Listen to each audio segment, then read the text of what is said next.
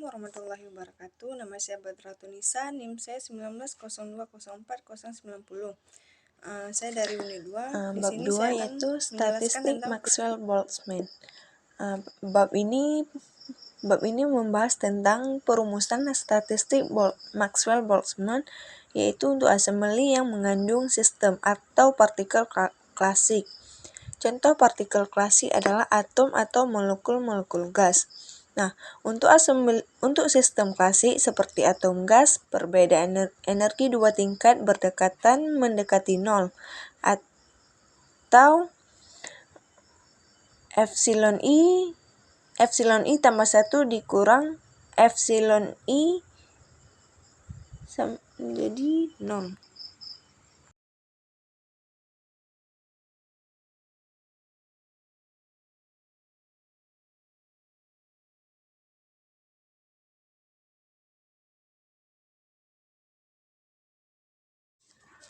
Selanjutnya kita lihat pada gambar 2.1, itu merupakan tingkat-tingkat energi yang dimiliki oleh assembly. Tingkat-tingkat energi tersebut berada dalam rentangan dari 0 sampai tak hingga.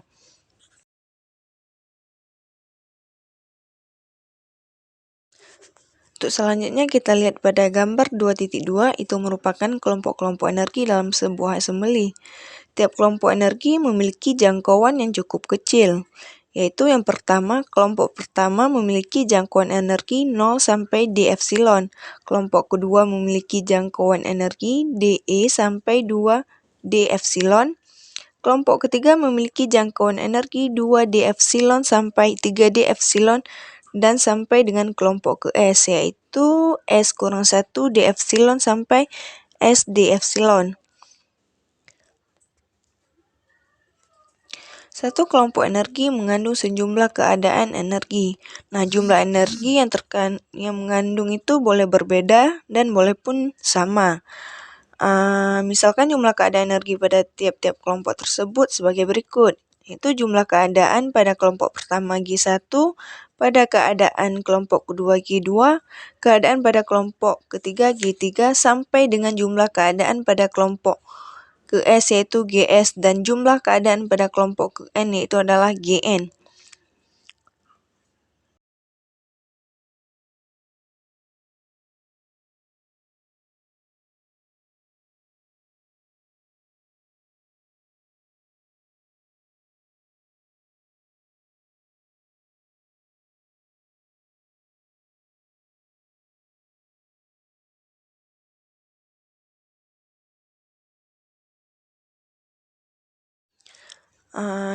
Untuk rumus jumlah total sistem dalam assembly itu adalah tadi kumpulan sistem. Rumusnya yaitu adalah N sama dengan sigma NS dari S sama dengan 1 sampai dengan N sampai dengan M. Nah, untuk rumus energi total assembly yaitu ada U sigma NS dikali S dikali ES dari S sama dengan 1 sampai dengan M.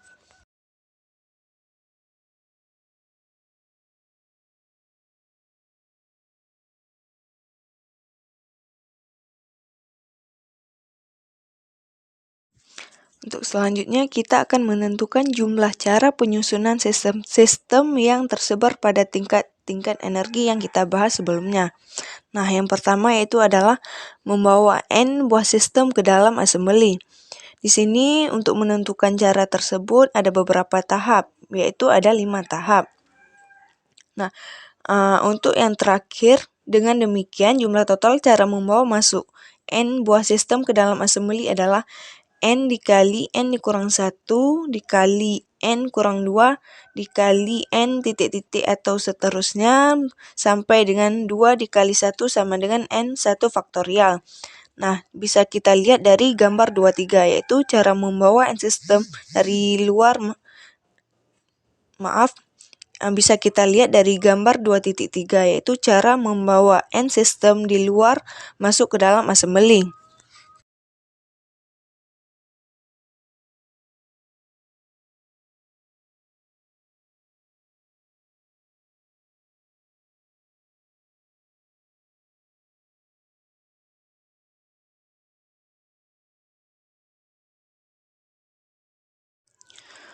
Untuk proses kedua yaitu penyusunan sistem di dalam kelompok-kelompok energi. Di sini tahap yang dapat ditempuh yaitu sebagai berikut. Tinjau kelompok 1 yang mengandung G1, keadaan dan ditempati oleh N1 sistem. Bisa kita lihat pada ilustrasi gambar 2.3 yaitu menurunkan cara menyusun N1 sistem pada G1 keadaan. Sampai pada akhirnya kita bisa mendapatkan jumlah cara menempatkan N1 partikel pada G1 buah keadaan adalah G1 kali G1 kali G1 dan seterusnya sampai dengan G1 dikali dengan N1 buah perkalian sama dengan G1 dipangkatkan dengan N1.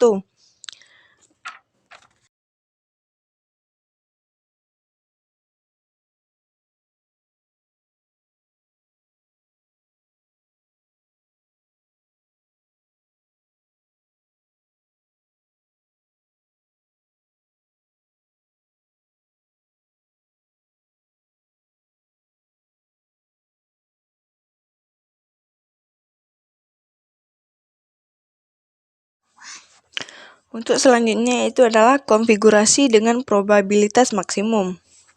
Untuk mendapatkan probabilitas maksimum kita harus ln W itu dimaksimumkan juga. Nah, yang diperoleh adalah ln W sama dengan ln N faktorial tambah ln sigma GS pangkat NS per NS faktorial dari S sama dengan 1 sampai dengan M. Nah, untuk suku kedua yaitu ln N faktorial tambah ln dikali G1 pangkat N1 per N1 faktorial dikali G2 pangkat N2 per M2 faktorial dikali sampai dengan Gm pangkat Nm per Nm faktorial. Nah, untuk ke suku ketiga itu sama, cuman yang menjadi perbedaannya itulah pada suku kedua itu dikali, sedangkan pada suku kedua itu pembagian. Yaitu pada suku kedua itulah tambah. Kenapa di sini menjadi tambah? Kita harus tahu dulu dari sifat ln, di mana sifat ln itu jika perkalian maka dia akan jadi penjumlahan dan jika pengurangan maka dia akan menjadi pembagian. Nah, untuk suku keempat yaitu ln N faktorial ditambah sigma ln GS pangkat NS per NS faktorial dari S sama dengan 1 sampai dengan M. Nah, untuk suku keempat itu sama saja. Di sini karena pembagian, maka di suku kelima ini kita buat pengurangan. Nah, untuk yang terakhir di mana pangkat dari NS itu dipindahkan sebelah kiri. Jadinya NS ln GS dikurang ln NS faktorial.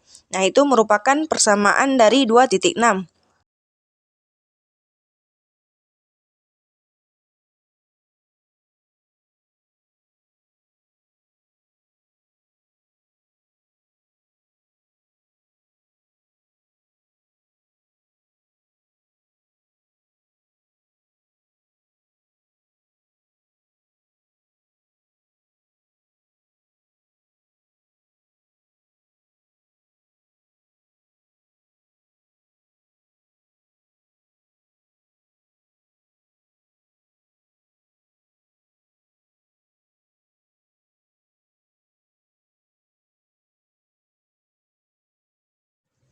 Selanjutnya kita akan melakukan diferensial terhadap ln W, yaitu delta ln W mendekati delta N ln N kurang delta N tambah delta sigma S sama dengan 1 sampai dengan M NS ln GS kurang NS ln NS tambah NS. Nah, di sini kenapa 0? Yang kita ketahui bahwa N itu adalah bilangan N itu adalah yang sangat kecil atau mendekati 0. Jadinya di sini adalah 0. Jadi sigma S sama dengan 1 sampai dengan M delta NS ln GS tambah NS delta ln GS kurang delta NS ln NS kurang NS delta ln NS tambah delta NS. Di sini kenapa ada 0? Kita bisa coret yang sama, yaitu NS delta ln GS dikurang NS delta ln NS. Nah, di sini ada 1 per NS itu merupakan turunan dari ln. Nah, yang NS ini bisa dicoret, sehingga kita dapatkan sigma S sama dengan 1 sampai dengan M, yaitu delta NS ln GS dikurang delta NS ln NS. Tuh, selanjutnya yaitu masih sama, cuman delta ln NS itu dibawa ke sebelah kanan kurung atau berada di luar kurung. Nah, yang terakhir yaitu sigma N sama sigma S sama dengan 1 sampai dengan M, yaitu ln GS per NS dikali delta NS. Nah, di sini mengapa jadi pembagian? Kita kembali lagi ke sifat dari ln, di mana yang kalau pengurangan berarti dia pembagian. Nah, ini merupakan dari persamaan 2.8.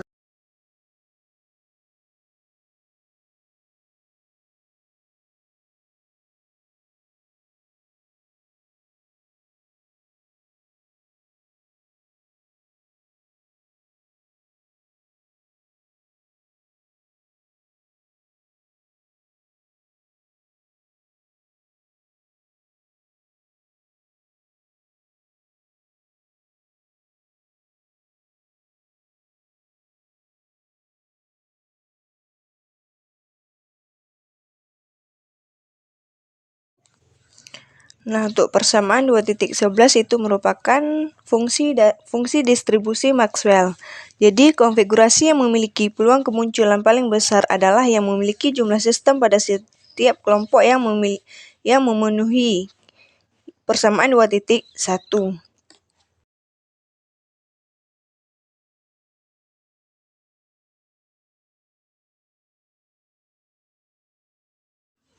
Untuk selanjutnya itu adalah harga rata-rata.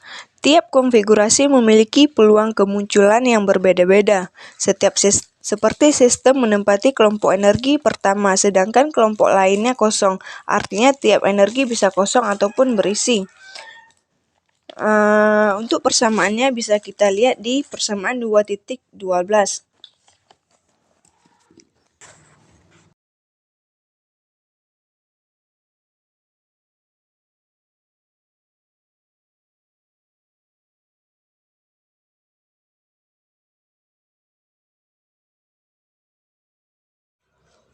Selanjutnya itu, benarkah peluang konfigurasi maksimum sangat besar? Nah, langkah pertama yang kita lakukan adalah menguraikan ln W dengan deret Taylor di sekitar ln W maksimum, yaitu dapat kita lihat pada persamaan 2.14.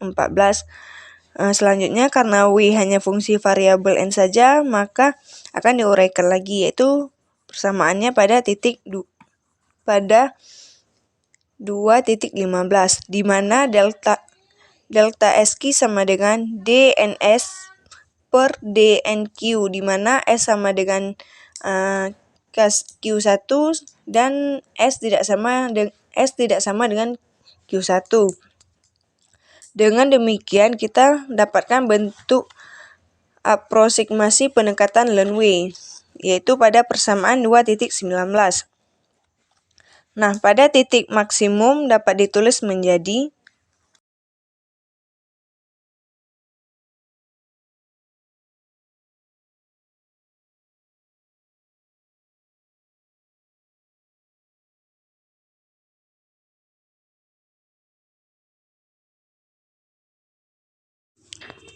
dengan menggunakan persamaan 2.7 kita akan dapatkan yaitu D ln W per DNS sama dengan sigma ln GS kurang ln NS dari S sama dengan 1 sampai dengan M. Untuk suku kedua yaitu D kuadrat ln W per DNS dikali DNQ sama dengan sigma dari S sama dengan 1 sampai M, yaitu D ln GS per DNQ dikurang D ln NS per DNQ.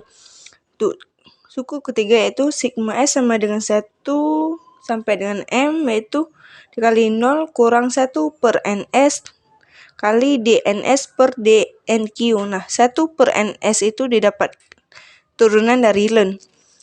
Untuk suku kelima yaitu yang membedakannya hanya di delta SQ.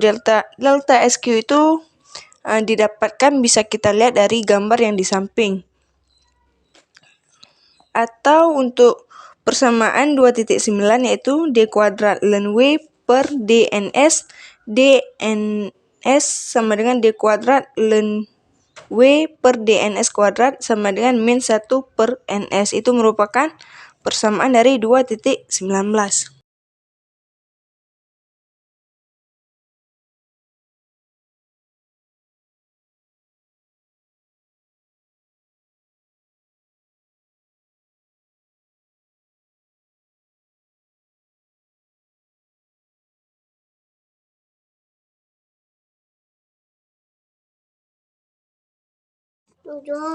Jadi dapat disimpulkan bahwa nilai sifat assembly pada konfigurasi maksimum sama dengan nilai rata-rata sifat assembly itu sendiri.